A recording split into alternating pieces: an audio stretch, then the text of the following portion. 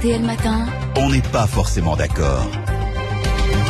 8h20, bonjour Alain Duhamel. Bonjour. Bonjour Éric Zemmour. Bonjour. Merci à vous deux d'être avec nous ce matin en direct sur RTL. Sur les 30 membres du nouveau gouvernement d'Édouard Philippe, 17 sont directement issus de la société civile. Alors c'est la première question. Expert ou technocrate? Que me dites-vous, Alain Duhamel? En gros, ça veut dire la même chose. La seule chose, c'est que expert, c'est plutôt une connotation positive et technocrate, une connotation négative. Alors, comme je trouve que quand il y a un nouveau gouvernement et qu'il cherche à faire preuve d'imagination dans sa composition, il faut être positif et lui laisser sa chance. Appelons-le gouvernement d'experts. Éric Zemmour? Je sais pas, moi je pense que je me suis demandé à un moment si le nom de la dernière promotion de l'ENA c'était Société Civile. Parce que en fait c'est vraiment ça quoi. On nous a promis un gouvernement de société civile. T'as voulu voir Honfleur et on a vu autre chose quoi. C'est l'ENA qu'on voit. On voit le pouvoir de l'ENA. Non mais attendez, c'est quand même moi je pense depuis le début, avant même ce gouvernement de toute façon, c'est le grand retour de l'énarchie. C'est très intéressant d'ailleurs parce que on est revenu aux années 70 avec le gouvernement Giscard-Chirac. C'est l'énarchie qui va gouverner et même pire que ça, c'est-à-dire que tous les ministres là, pour la plupart, on les connaît pas et je pense que dans 2 ans, on les connaîtra pas davantage. C'est-à-dire que c'est l'Élysée qui va gouverner. On va avoir un pouvoir centralisé que Alain Duhamel a très bien connu sous Valéry Giscard d'Estaing. C'est-à-dire qu'on va avoir le président qui gouverne. Et même sous Louis XI, je l'ai connu. Ah bon, sous Philippe le Bel aussi? Non, non, parce que lui, il commençait à peine. Non, plaisanterie mise à part. Sous Giscard, il y avait le président, il y avait son équipe de technocrates autour, qui dirigeait tous les ministres, même le Premier ministre. C'est pour ça d'ailleurs que Chirac a craqué à la fin. Et c'est hyper centralisé, hyper technocratique. C'est le gouvernement de Giscard dans les années 70. Alain Duhamel vous répond. Est-ce que ça ressemble à quelque chose que nous avons déjà connu? Vous citez Valéry Giscard d'Estaing. Et ensuite, on va un petit peu plus loin. Doit-on s'inquiéter ou s'interroger sur ce qu'est un gouvernement d'experts par rapport à un gouvernement de politique au sens le plus traditionnel du terme? Alors moi, ça évoque chez moi quelque chose d'autre. Ça évoque les 2 premiers gouvernements de Gaulle en 58-59, qui étaient des gouvernements avec une très forte proportion de ce qu'on appelait déjà à l'époque soit experts, soit technocrates, dont certains ensuite ont fait des carrières type Mesmer, par exemple, ou Couve de Murville, qui étaient des technocrates quand ils sont entrés et qui sont devenus ensuite des politiques et des politiques importants. Donc, ce qui est intéressant, c'est pourquoi est-ce que le général de Gaulle avait fait ça et d'une certaine manière, pourquoi est-ce qu'Emmanuel Macron le fait maintenant? Absolument. Réponse, à mes yeux, ce sont des gouvernements de crise, c'est-à-dire des gouvernements dans des situations difficiles pour lesquelles on cherche des solutions originales. Et des solutions originales, cette fois-ci, ce qui est quand même assez frappant, c'est disons, non pas comme dans les gouvernements politiques, la chasse aux étiquettes, mais comme dans des gouvernements d'experts, la chasse aux compétences. Alors, qu'est-ce qui marche le mieux? C'était l'autre moitié de votre question. Oui. Qu'est-ce qui marche le mieux? Je dirais que ils commettent tous des erreurs, mais ce ne sont pas les mêmes. C'est-à-dire que quand c'est un gouvernement de politique, on peut s'attendre à des manœuvres, à des rivalités, à des coups tordus, à des formes d'indépendance affichées, à des divorces.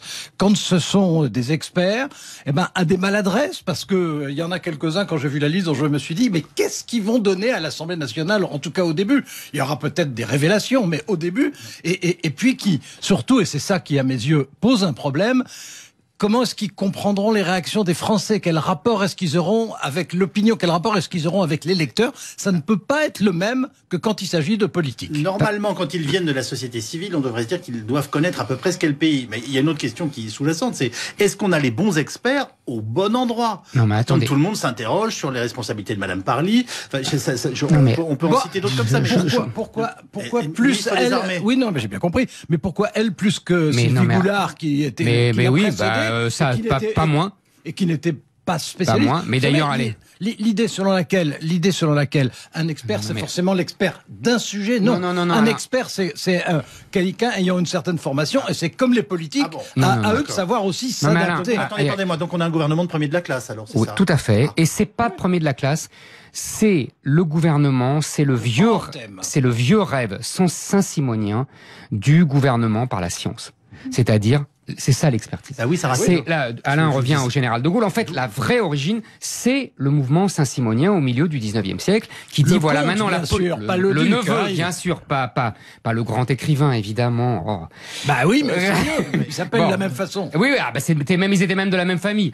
C'est normal qu'ils s'appellent de la même façon. Déjà qu'il a tendance à faire des digressions, si vous voulez bien ne pas l'interrompre. D'accord. Merci. Alors, allez-y, Eric. Je vous écoute.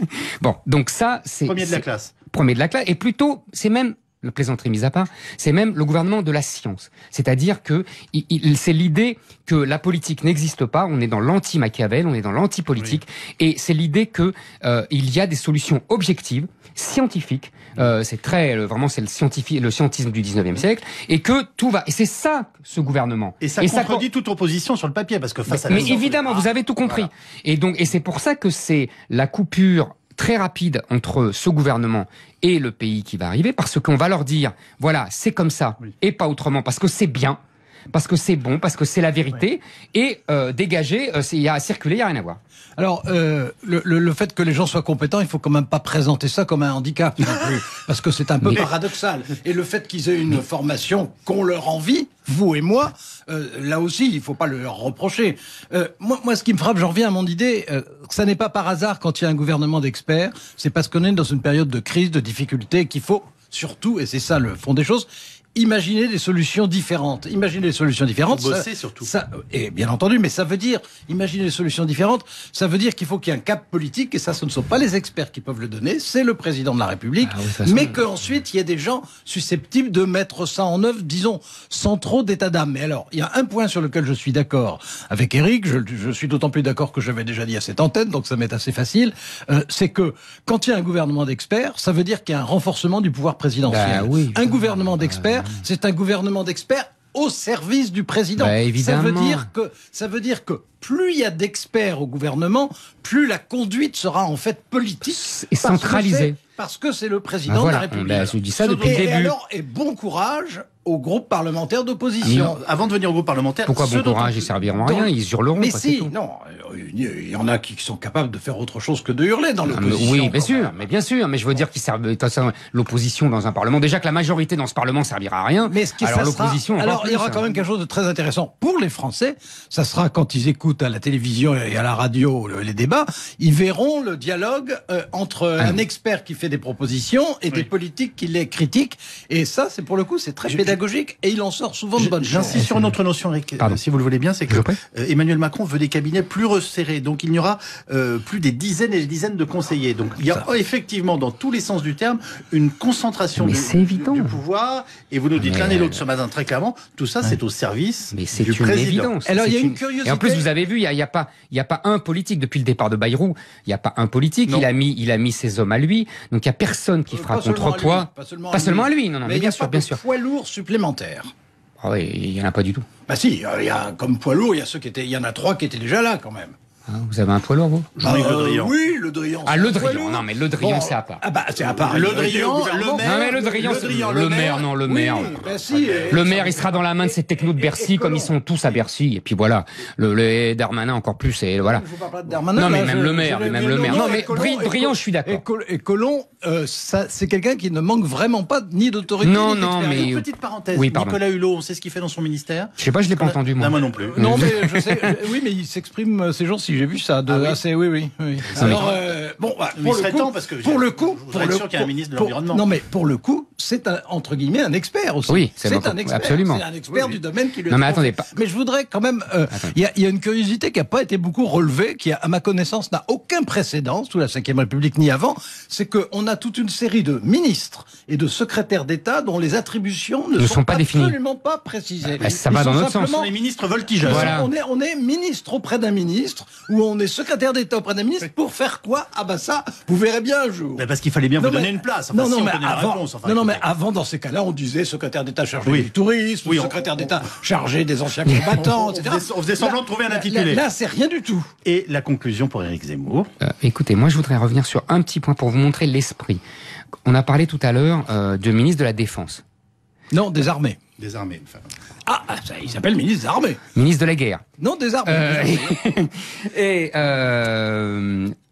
c'est un spécialiste du budget. C'est-à-dire que, en fait, ça fait 2 fois, c'était la même chose avec Goulard. Vous voyez bien l'idée. C'est-à-dire, l'idée, c'est que pour la défense, on met quelqu'un du budget pour leur enlever encore des sous. Ah non. Ah, pas du tout. Pas du tout. On met quelqu'un au budget parce que la grande affaire dans ce domaine pendant les ça va être 5 revenir années aux 2%. qui viennent, ça va être de revenir aux 2%. Ouais, alors, et donc, il faut plus d'argent et pas moins d'argent. Je veux voir. J'attends de voir. Ça, je pense que vous serez toujours en vie. Et je vous le souhaite. Nous vérifierons tout cela. Merci infiniment l'un et l'autre d'être venus débattre sur l'antenne d'RTL de votre radio.